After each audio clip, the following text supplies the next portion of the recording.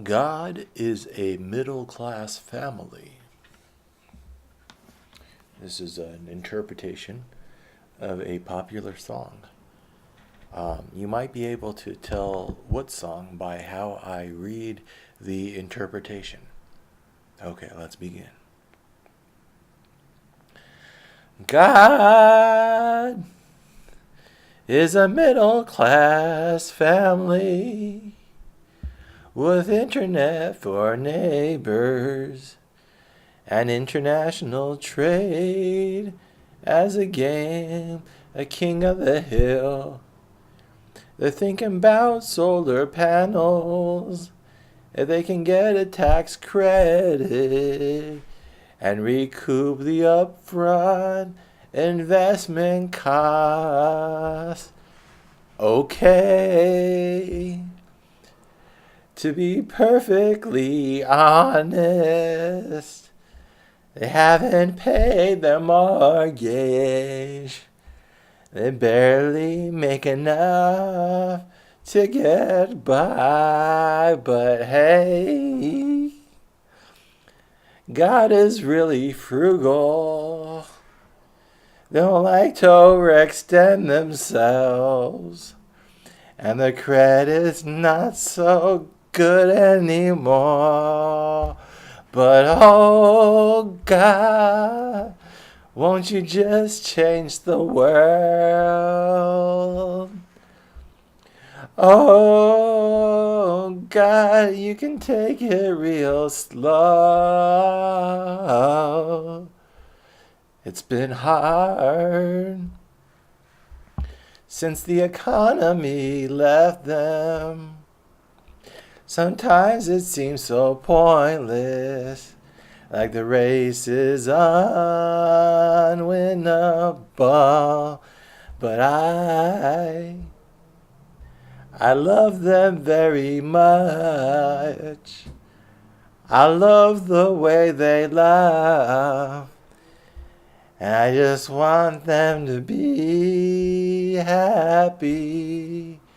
I wish I could talk some sense into their troubled heads, full of beautiful small dreams. But I'm only one person. Maybe that's just it. Maybe that's just what they need. Oh God, things are gonna turn. And oh God, don't fall apart over some stupid world. So beautiful in suburbia at night. Oh, so beautiful, how did I not see it before? Oh God. I forgot how that last part went. Oh God, oh God, oh God, oh God. So that's based off of, I think, Better Than Ezra's God is a middle class woman. For some reason, I want to send this to that girl I went on a Tinder date with. But I don't know if she would take offense by it. Here we go. This is Ezra Furman and the Harpoons, actually. It's another Ezra band. 1,954 views. Really? Come on. What is our culture even doing? Am I going to get sued for this? We're going to let the whole thing rock.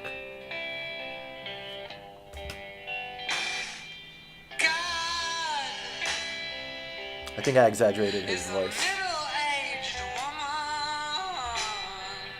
It's not as broken as my version.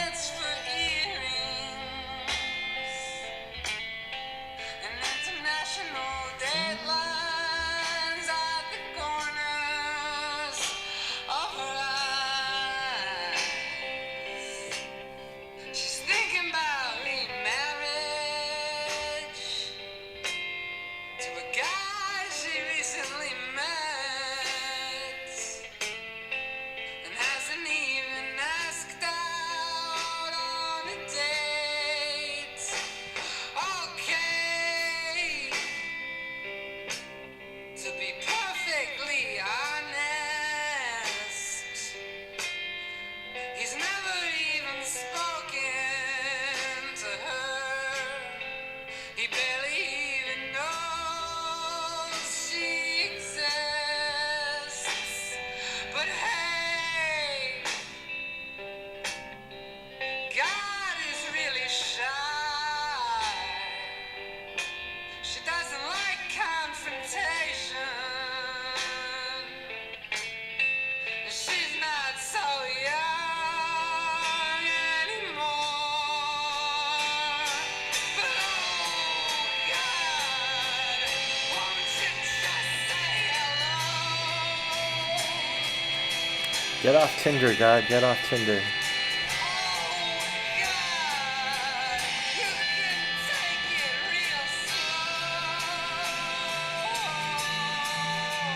It's been hard since Jeremy left her. Sometimes it seems so pointless, like she's unlovable.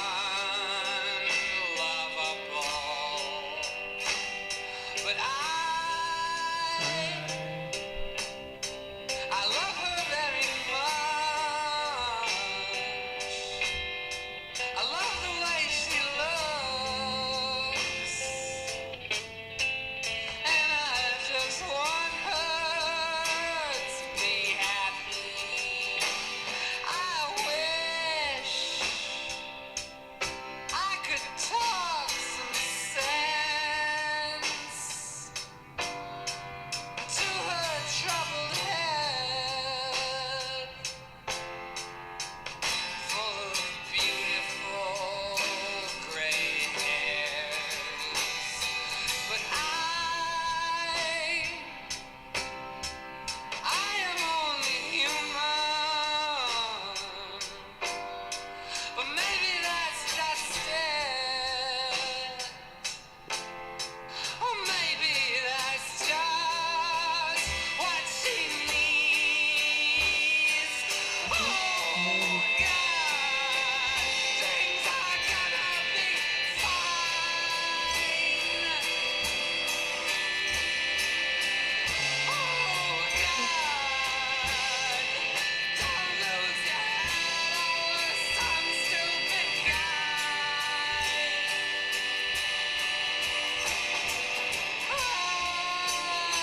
So beautiful on the patio at night. So wonderful. How did I not see it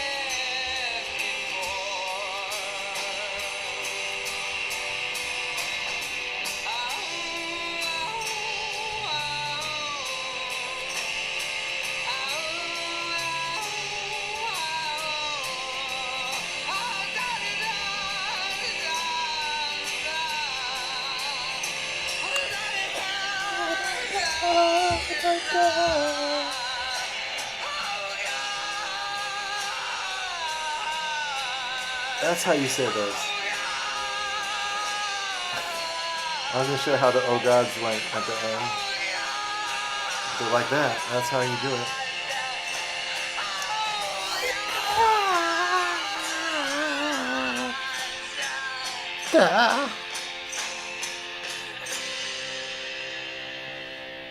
Everyone needs a screaming song at one point in their life. You gotta let it all out. Everyone, sometimes you just need to vomit some emotion, right? Oh God! I'm gonna send that to the Tinder girl. It might not be appreciated. If she doesn't respond after this text, then definitely I should probably cut my losses. But maybe she'll appreciate that as like she's in her 30s, I'm in my 30s. Invest a little in the friendship if we're to have a friendship. If not, it's just a person who came in and out of your life. What can you do? But we had enough in common. I would think that we're going to stay in touch. It'd be weird if we didn't. They were very similar in certain respects.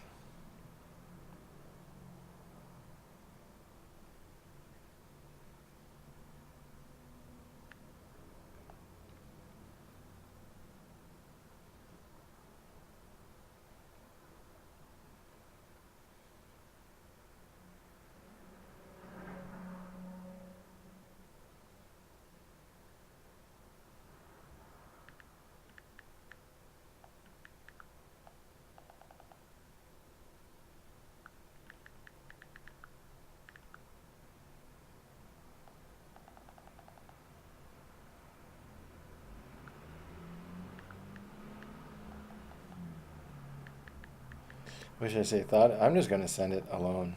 We'll see what she thinks of it. I don't know, but we had enough misinterpretations that she's gonna. I don't know. It's easy to misinterpret a man like me. You know, so here's another woman who misinterpreted me. I wrote this one when I was on that Citizens Audit tour and I was taking a break, and Shaw just went back to New York, and I snuck my way back into one of my friends' house who they claimed I cannot come back, I cannot come back. Their girlfriends are not having it. I showered there once, accidentally left some pubes on one of their washcloths. I've since learned that when you're staying at someone's place, use your own towels and your own washcloths, because if they find and I'm a very hairy man, any of your body hair on their shit, some people care about that stuff. I'm like a dog. I fucking sleep on the ground. People have accused me of bringing lice or bed bugs into their house before. It's like I I've lived civilized and comfortable, but when you're grungy and you're grungy, and I understand how to hit the road and be a crusty person, and sometimes I'm crustier than other times. So at my crustiest, sometimes I'm not the best around civilized company. So these guys, one of them was my army bro. I made friends with him in the army. The guy, we're looking at an armadillo out the window, and he doesn't rat me out when I'm running around at night being stupid in the barracks, just energy of youth running around, and some night watch is trying to get my ass because I'm supposed to be in bed, and I'm running down the hall in my socks, sliding around and slide under his bed, and the night watch comes in. Did you see that guy who just came in here? And my soon-to-be best friend was like, I don't know I just woke up, dude. What are you talking about? And he didn't rat me out. And then as soon as that guy leaves, I slide out from under his bed, and I'm like, good on you, dude. We're gonna be friends. And little shit. And like, then we do like a push-up contest the next day, and we talk about shit. He's from Santa Cruz. I'm from around LA, California kids, and yeah, we became good friends. So this is 8 years later. I just did my Citizens Audit tour. There's no book proposal or money coming from it. I'm feeling like I'm learning a lot, but I guess that's the issue. And when I read Why I'm Right, I was like, wow, I really synthesized a lot of my ideas during that tour and the short time afterwards. Ideas that I'm still working on now. But we need to get what I've learned about real estate is you gotta get that bag, you gotta get that money. So that's what it is. I criticize people for being greedy or caring too much about money, but then if you don't care enough, then you're not effective. That's what I learned in Occupy Wall Street. All of us were superstitious about money, or a lot of us were, and so then we were manipulated by those who weren't superstitious about money, by Ben and Jerry's guys or other people, which were maybe good intention, although even that's questionable. But if you do not learn how to finance your dreams, then you're going to be beholden to the financiers. So you can be a dreamer and an idealist, but also you got to be a person who knows how to execute. And after Occupy Wall Street, I recognize that in my writing. Again, processing through writing. When we get there, you'll see it's pretty obvious by the end of it that I was being a little funny with money. So I was like, you know what, let me just make some. Let me hold it and see what it feels like. And I held it, and it feels pretty fucking good. But it's also corrupting. So at the end of that 5-6 years, by the time I had about $500,000 go through my hands, didn't hold on to it. That's my saving grace. I think that's what it is. The lack of saving, some people might say, is a character flaw, but I think in the idealist, I see the same thing with my folks. We don't trust ourselves with money. It's a psychological thing. I saved it to go on vacations. I bought a car. I got a place. I had to have over $10,000 both times I got a place, so that's 2 times I had over 10,000, and I spent multiple vacations of 3,000 to 5,000, and one vacation over 10,000. So at points in my life, I would get up to, and that's only a couple months, but I could put away money and then spend it. But I had no incentive long term. There's something, you have to listen to yourself. That's what I was saying earlier in an earlier video. I go to the gym, I bust my ass. I know I can grind in the business world. I know I can push myself physically. I know I'm smart. So there's something else here, and that's where like sports psychology. Sometimes a psychologist needs to get into this athlete's head and say, you got the ability and the training, but you're not reaching your potential. There's a blockage here somewhere. And that's part of this year. I told my mom that before I even really thought about running for president or anything else. I was saying, like, I made $500,000. I haven't held any of it. There's some sort of blockage in my mind. Something's going on. There's a blind spot here. And I think I'm getting to it, is that I wasn't living my ideals. I wasn't really trusting the path I was on. So I was living hand to mouth. And once I let all my bills go and all my material possessions go and simplified my life down to 2 bags walked around the streets of New York. I call it 2-bag Shaz. 2-bag Shaz, I got 2 bags to my name. You can take him if you want. Fucking throw him at my feet. What are we doing here? There's this guy who tried to... Did I tell that story? There's a lot of stories from this year that I'm trying to keep from processing because I'm going to write those out for another project. But there's a homeless guy that I made friends with. We dropped acid in the park. He seemed cool. Shared a joint with him. We were smoking the joint, and he was a little bit out there, but he was manageable. Party kid from the 80s who just decided to stay on the street, fighting with his parents, and now he's in his 50s with multiple charges and a neck issue. But that's how a lot of these guys on the street, especially in Manhattan, have stories. And some of them are very intelligent. I was like, you want to drop some acid, man? He was like, of course. Got some acid, and that was our afternoon. He was cool. But when I'm homeless, now I see him, and he knew me from Shaz living in the village. He's like, hey, Shaz. I was like, I got evicted, man. I'm no better than you now. He was like, I saw that. He went to my apartment. He would come up when I told him, don't come up unless I invite you. And he kept coming up before I invited him. So I started yelling at him. And so I was like, but yeah, then I was like, all right, there's nothing, no more come up, man. There's no reason for you to, like, that's sometimes you give someone something and they expect something from you. So I was like, I'm not up anymore. I'm on the streets with you, dude. And then some dude was yelling at him. Another, I don't know if it's homeless, street kid. He's a lanky 55-year-old white guy, and this little black kid who must be in some sort of street position to be picking on a homeless guy, or maybe it was punking him or something. He's yelling at him. I was like, yo, dude, I want to talk to my friend here. Chill out. And I started talking to him, and then the kid tried to talk to me, just aggressive, and I just turned around, and 2-bag Shaz don't take shit from no one because I ain't got shit to take. So I just looked at him, and I dropped my bags. I was like, dude, what the fuck? I'm talking to my friend. You're being rude. And he was like, what? You don't fucking know me? I was like, you don't know me, dude. You don't want to get to know me. What the fuck are we doing here? Come on, I don't got a home to go back to, dude. And it's kind of like a suicidal way to live. You don't want to be picking fights with homeless people. But that's how you feel when you don't have anything. You're just like, fuck it. That's why if you really want to know how people feel when they don't have anything, go give up everything. Like, I still had parents to come back to. I had friends. So I'm even less desperate. So that's why you don't want to live like that, because you'll run across someone who has less than you. But 2-bag Shaz was pretty, what did I call it? When you let a pig out and then it grows the tusks and it grows the hair on its back, a pig will become a boar if you let it out into the wild. A domesticated pig will revert. A dog won't do that. A dog won't grow fangs and turn back to a wolf. They probably were domesticated. Dogs and wolves came from a similar species, but dogs didn't evolve from wolves. They go back to behaviorally modern humans. So dogs probably were domesticated during our Neanderthal or even previous. They might have been domesticated from like Homo antecessor or something like 100,000 or more years ago. But by 50,000, behaviorally modern humans and the remains of modern dogs are found. I'm pretty sure it's like that. So dogs, that's really romantic. They go back from the beginning. When we were humans, we had dogs next to us. I think we had weed too. I think some of this stuff goes back to our original modern. That's why we have such a good relationship with it. Like weed binds with our cannabinoid receptors so well and mimics things that do so many medicinally beneficial things like manage pain and inflammation in your mind. It co-evolved with us, and dogs did too. Dogs can recognize our facial expressions. So we communicate dogs on a nonverbal level. We communicate with dogs on a nonverbal level. That shows you how much they are an extension of our spirit, coevolution together. So, but a pig is fresh out the wild, and it'll go back to the wild. And so I feel man maybe has some of that.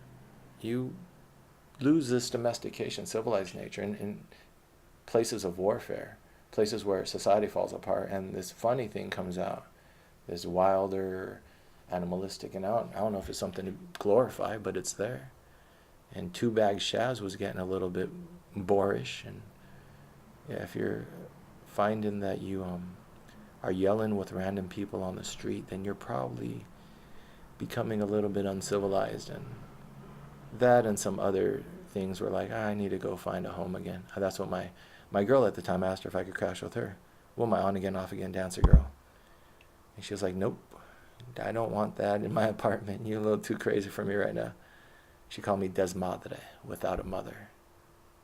Desmadre. And I thought that was hilarious. I was like, yeah, I guess I need to go find my mom. And then I went and found my mom, found my home, putting on some weight.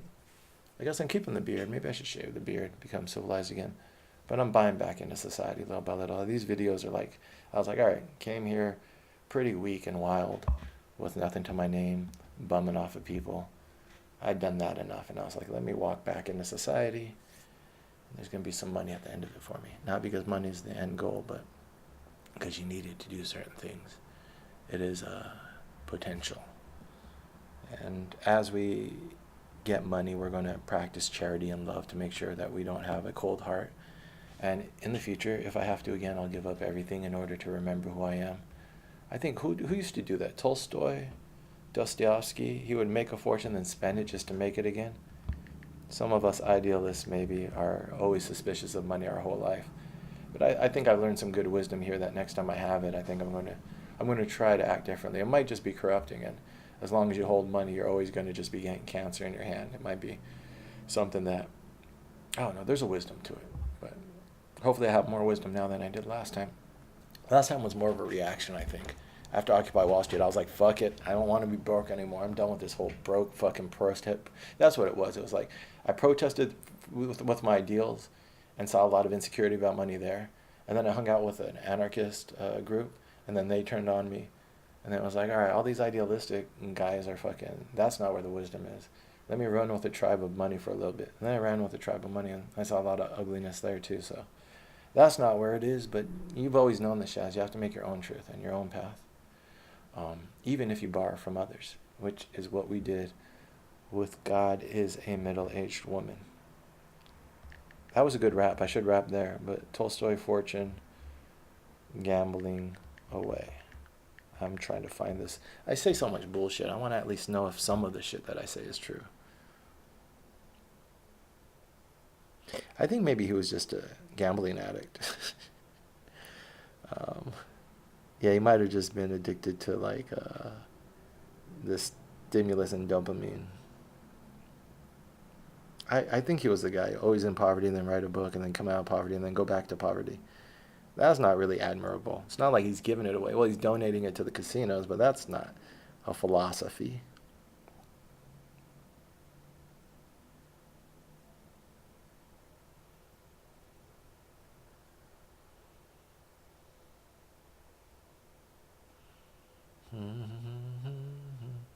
This isn't good radio, Shaz.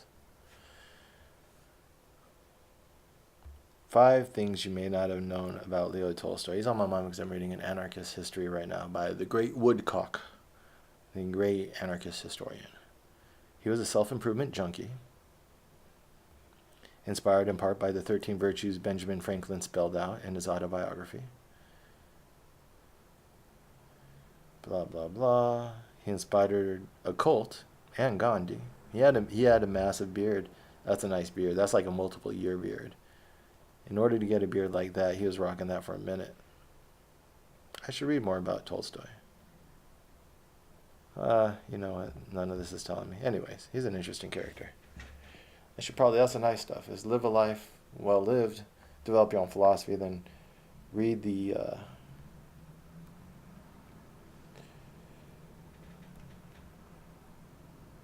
read the greats and find what you like and what you don't like. Oh, you're getting tired, Shaz. I'm gonna sleep well tonight. I fucking left it all on the gym floor this morning. There's a fucking deep squats, yo.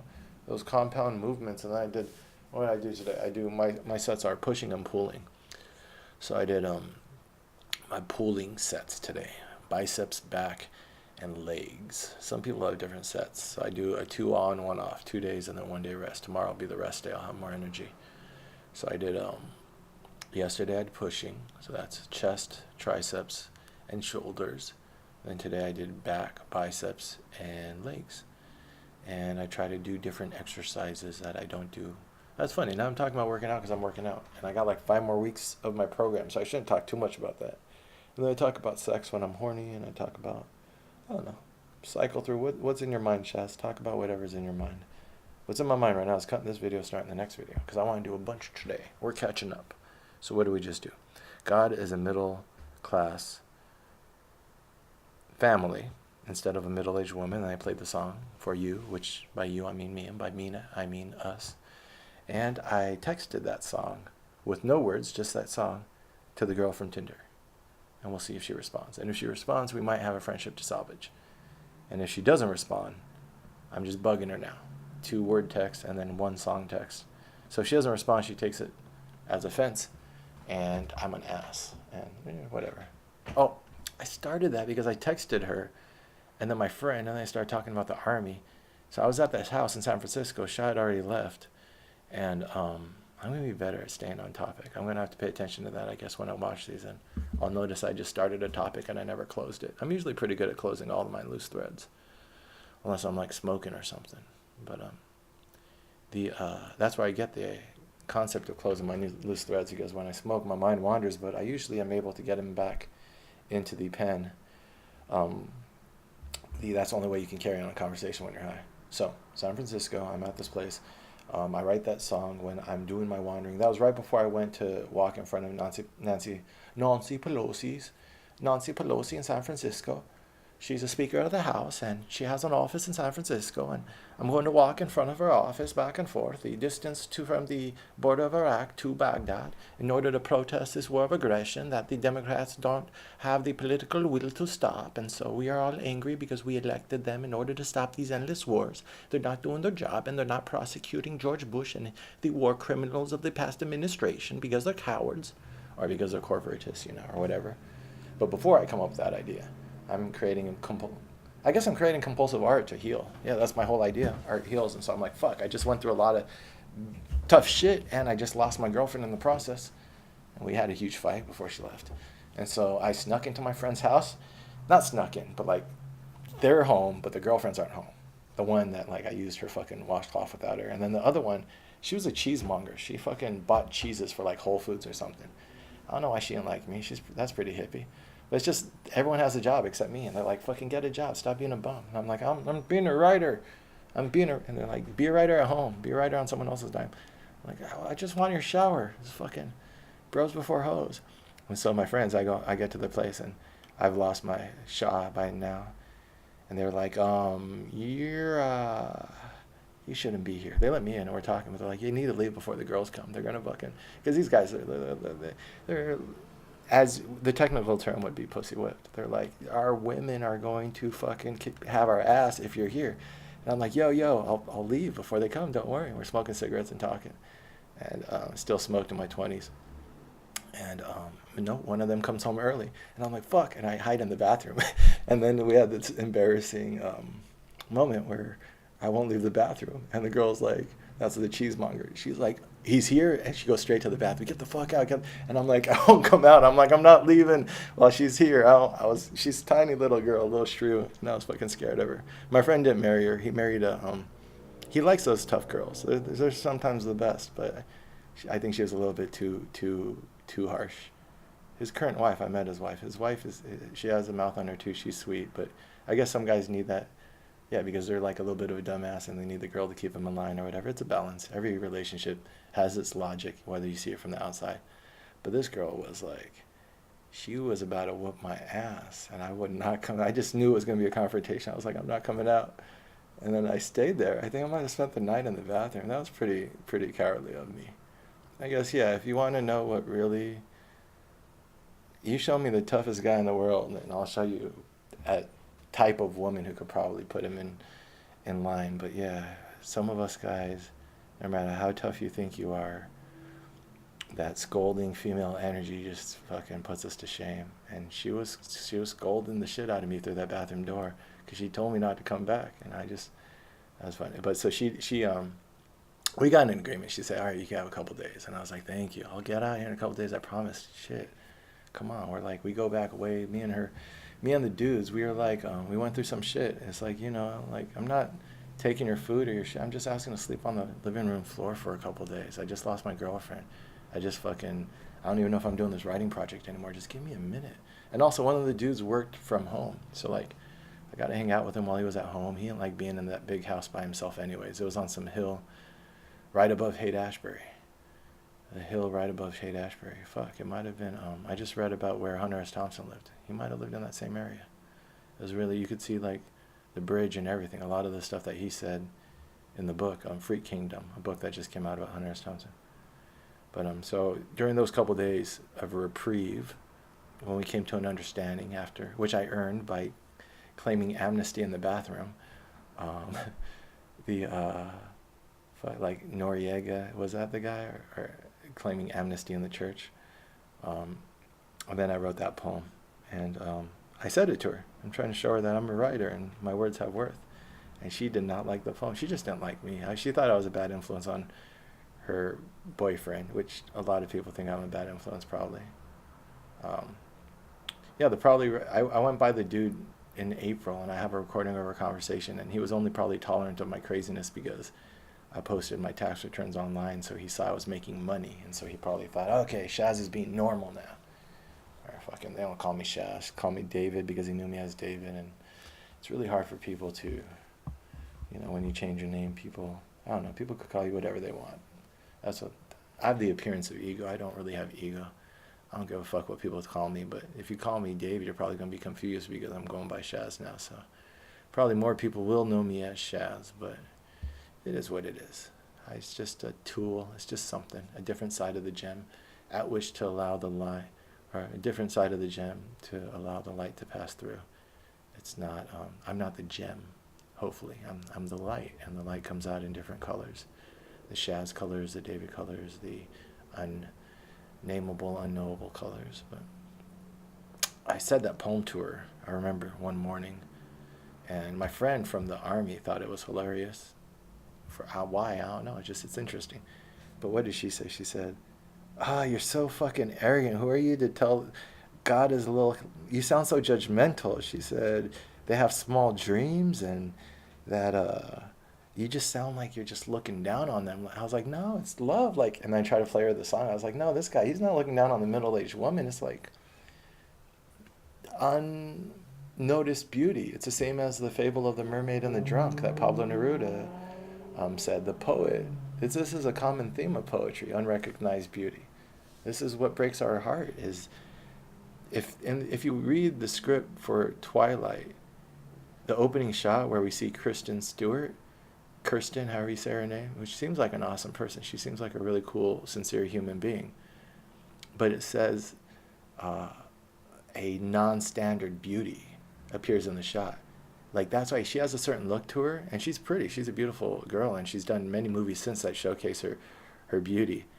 But they were looking for someone who didn't look stereotypically beautiful. And it says it in the script. For some reason, I read the script once. And when I read that opening shot description, I was like, oh shit, they were like... So some of this subtle shit, that's stupid in scripts, but it works. You need to bring your imagination to a script, even more than you need to for a novel, because it's really just the bare bones architecture. But they had it from the beginning. We wanted this girl to not be like the typical, when you see her, all right, this is going to be the lead. We wanted it, and that's the thing for the poet, is the artist. We love, because common beauty that everyone loves is easy. But the stuff that takes a little bit more effort to see and a little bit more understanding and subtlety, subtle beauty is, non-standard beauty is the cool stuff in life. That's where, when I think about how I date now, as an omnivore, try to... But then I do have my taste, but my tastes are more like an approach to life and how you look at life, but not so much how you look in general. That's something. But if you live a good life and you take care of yourself and you're interested in these different paths of wisdom, including a physical path, then you're going to have some sort of fitness to you. So I've learned not to discount that completely. I've been with some big girls in my day, and it's fun, but we're going to disagree with lifestyle choices eventually if you're eating like shit and I'm not, or if you don't enjoy a certain level of fitness I do. So if I keep myself active, that usually edits out people who aren't active. But other than that, it's more of a life philosophy, I think. And that might be the reason why this girl's not getting back to me, is because it's a life philosophy. I'm not pushing it. 3 texts is okay. 3 texts in a cockpit, that's an okay goodbye. I guess we'll end on that. If you're, I had such a better ending earlier. You know what? We will end on following Kristen Stewart on Twitter, because all of the girls that I possibly would consider dating, because I think if Shaz blows up, then I should have a celebrity girlfriend at one point, right? To probably help me with the work. So I try to follow them all on Twitter. So that way, eventually, what I'm trying to do is construct a life that takes a little bit, like, not much effort. And do I even have Twitter? I don't have Twitter, so I'm going to have to sign up online. Why am I doing this during the video? Might as well. But, log in. So I put these girls on my Twitter and I follow them. So that way, if it ever comes up that I actually sell what I think I'm going to sell, and I do the things that I think I'm going to do, and you're wondering, well, who would Shaz date though? These are girls that are kind of on my radar. I might be way off, because like these people might not be who they appear to be in their public persona, but they all have a certain characteristic I think would be somewhat interesting, but they are very different. Let me read off the ones. I'm signing into Twitter right now. Technical difficulties. It wants a phone number. 646-808-5518. That's Shaz's phone number. Currently a restaurant has it, but don't let that stop you from contacting me through that number. Bum, bum, bum. Detected unusual activity on your account. It's locked until I change my password. Really? Fucking 37 minutes. We're going to do this. Now, I have to reset my password to log back in. Twitter is another one. It's like these companies are fucking... Anyways, it might be me. Sometimes you get mad at a company and it's like, reset a password. Open it up. I've started this train of thought. I have to end it. Type in the new password. I didn't want to fucking reset my password. That was my OG password. Don't you hate that? They force you to reset the password. It's like, but that was the one that I always remember. I'm going to fucking forget this one. But I got like 3 or 4 OG passwords.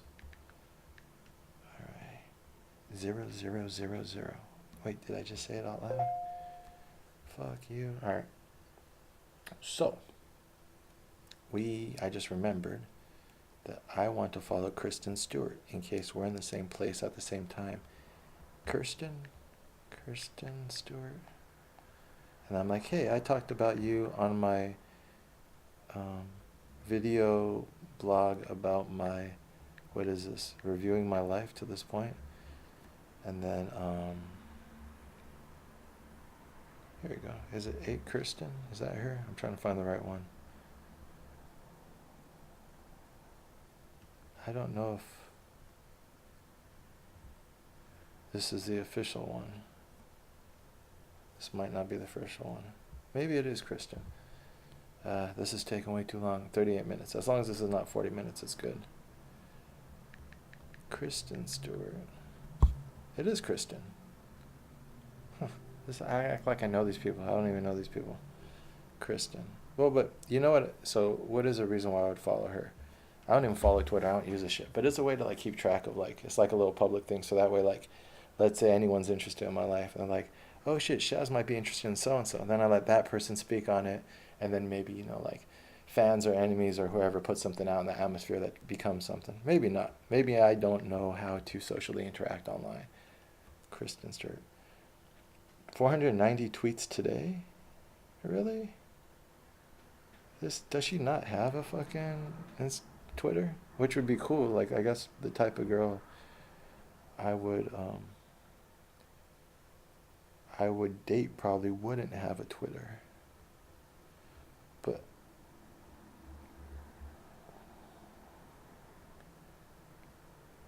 parody. Does she not? Fan accounts. How do you find... you know what? I'm going to just Google this problem. Kristen Stewart, Twitter.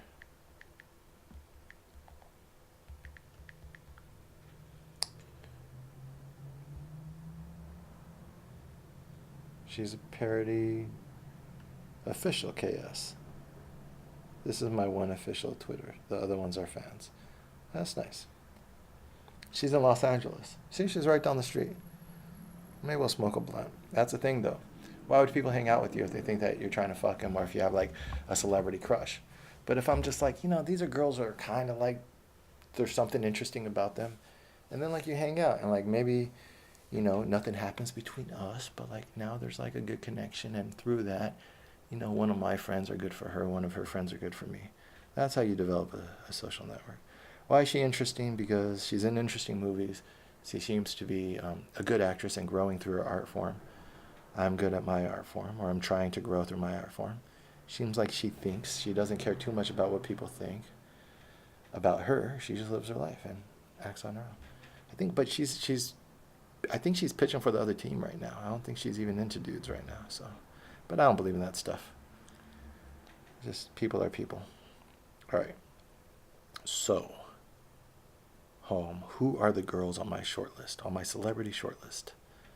Shaz. I will tell you right now. How do you fucking...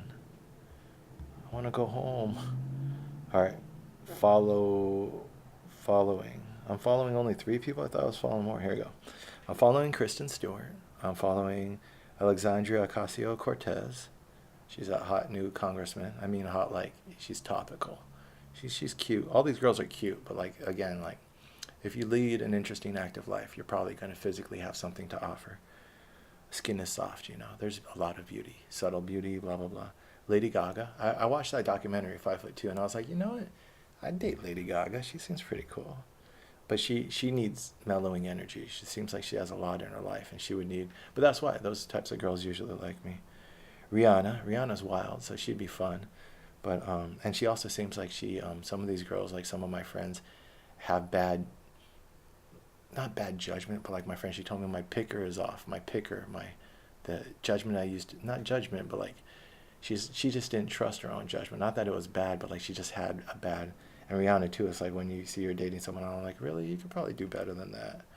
But yeah, she's fun. She has a whole corporate side where she's doing something that like isn't completely greedy, but she's fulfilling a need for her new cosmetic and lingerie line for like this market of people who aren't really like I hear like her makeup actually is like a good idea. It's not just like you could see that someone's putting a little bit of effort into their corporations as opposed to just putting their name on something.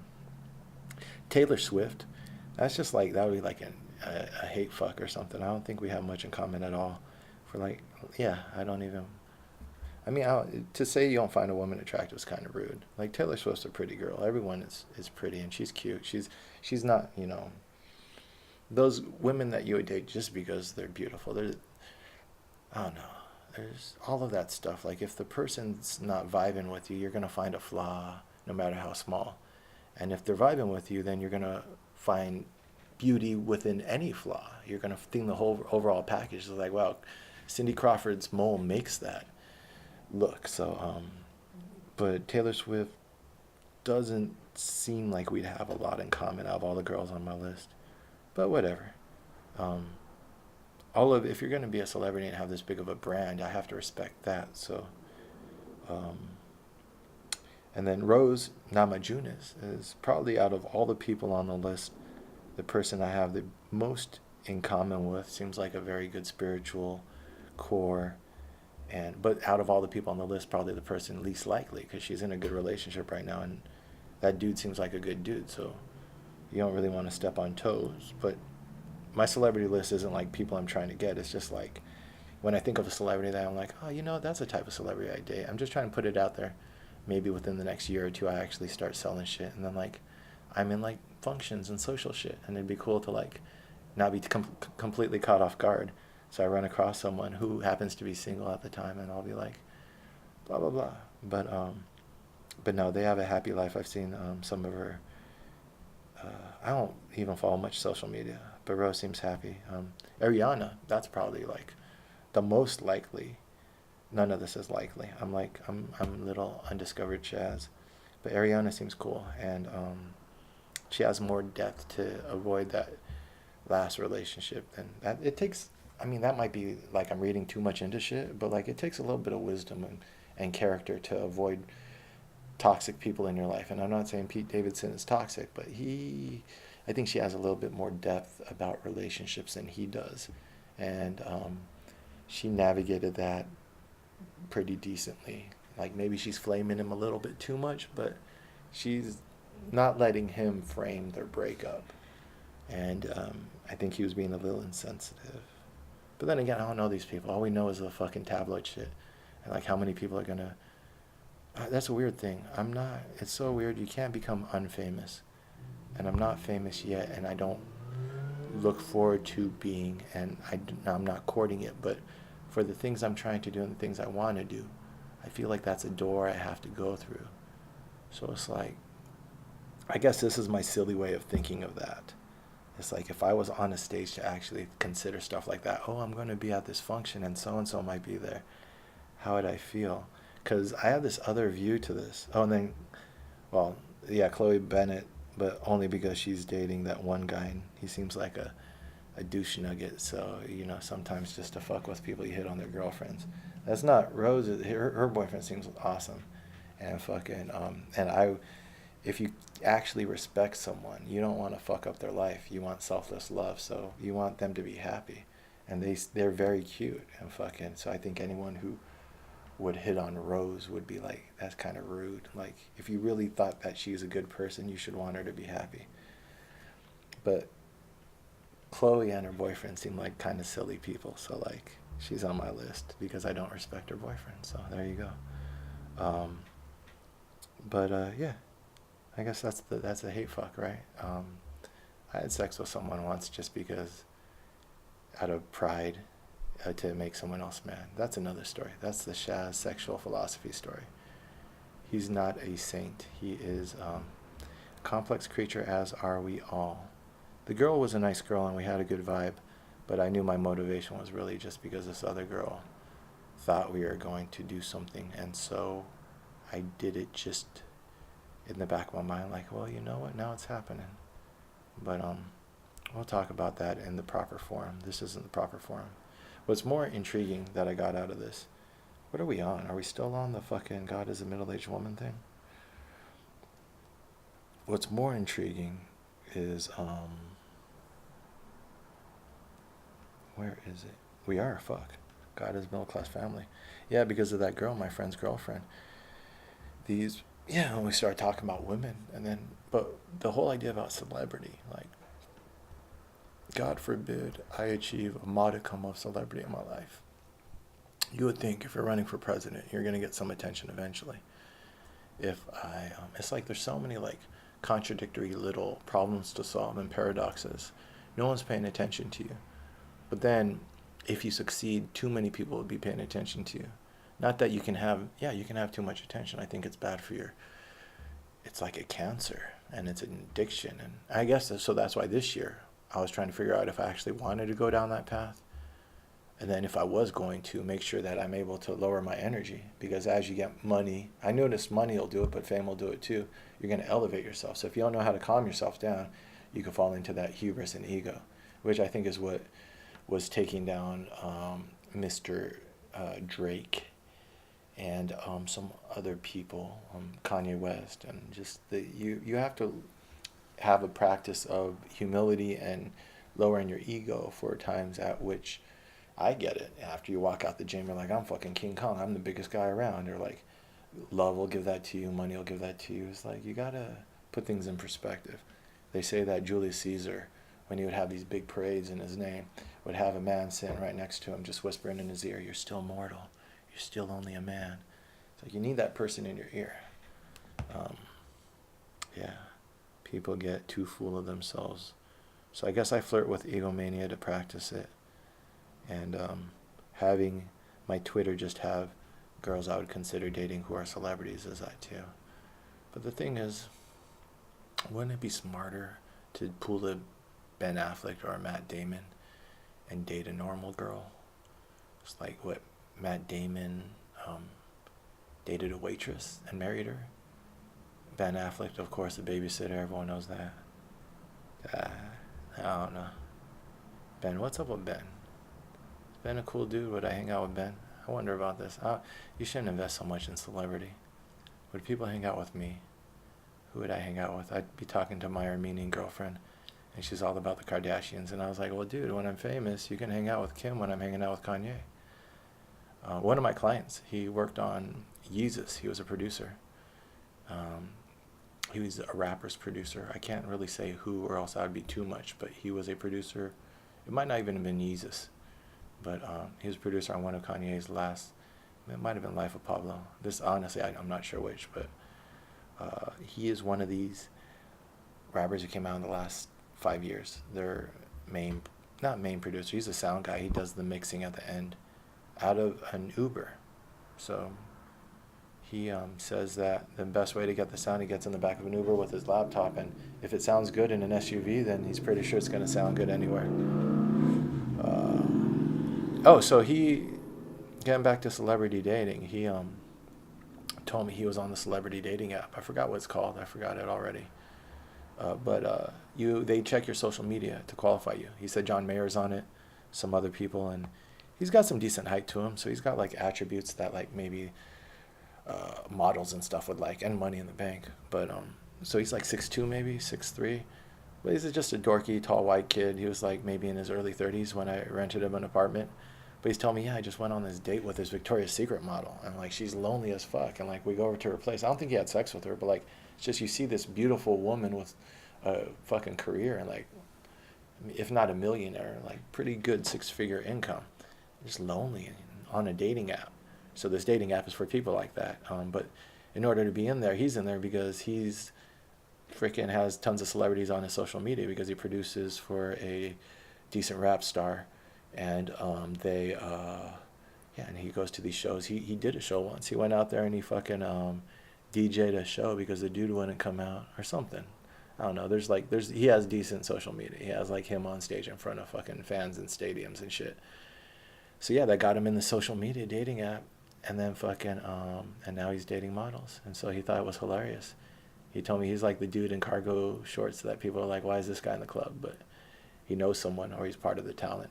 And he that's why Rihanna got on my list too. Like some of those people are just opinions, but some of those people are like I've heard from a friend. Or so he told me that he was at a party, and he had a bottle and no one else had liquor because they had the liquor, like the bar was supposed to open up but they had issues or something, or there was only one place. It was just a badly planned venue for celebrities, and he had a bottle for some reason, and Rihanna came up to him. She's like, you're splitting that with me, right?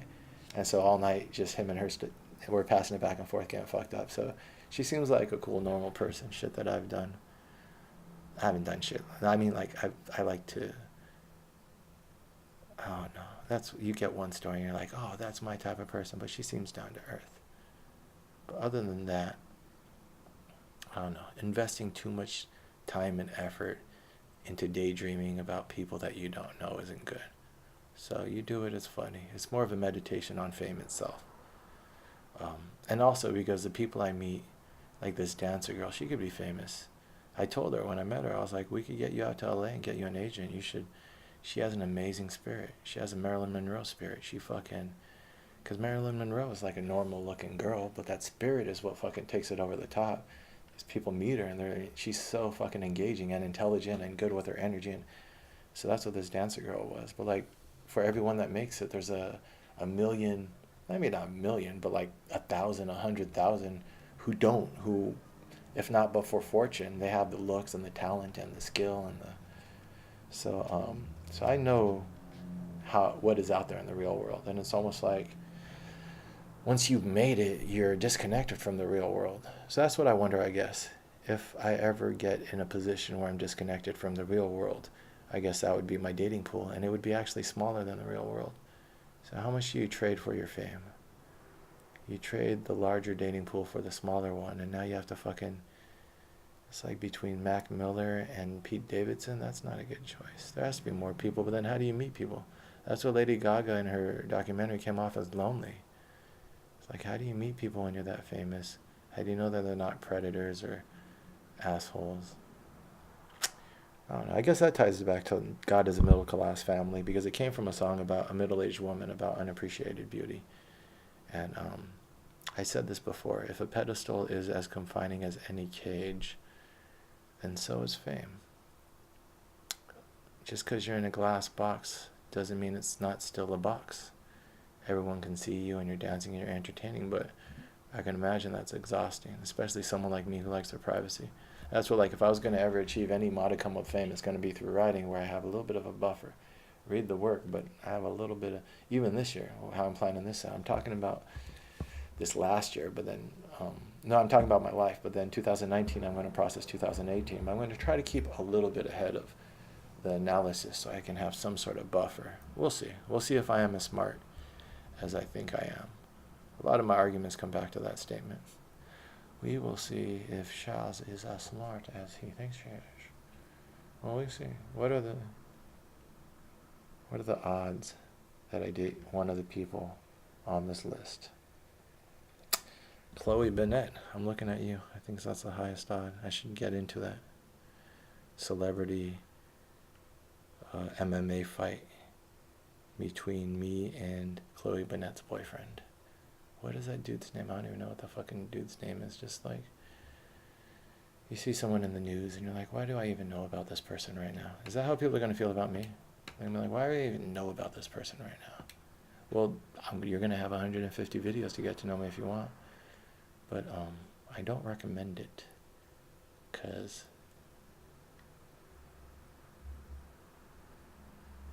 they might be a little boring. I don't know. And this is how I feel. 4:03, Wednesday, November 28th. God is a middle-class family.